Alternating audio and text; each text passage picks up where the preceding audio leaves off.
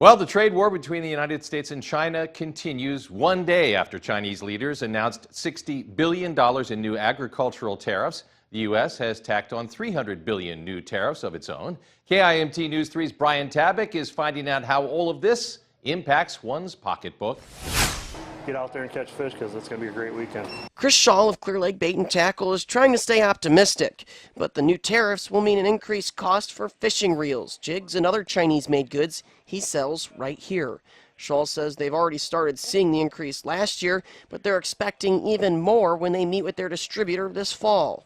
We worry that the price increase will hit that point where people don't want to purchase as much product.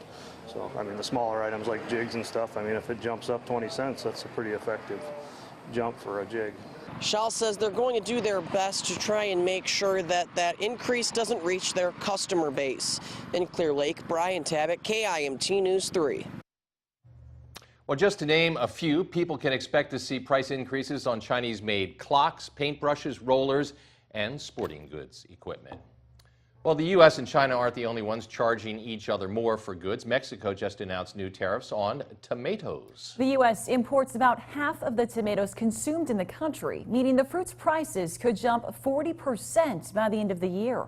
But local growers might actually use this as a way to make a few extra bucks. Eric Furley of Furley Farms has roughly 3,000 tomato plants. He already sells his supply to food stores, including Hy-Vee, and says now he'll be asking if they would like to buy more. But for many area farmers, this year's growing season is off to a slow start.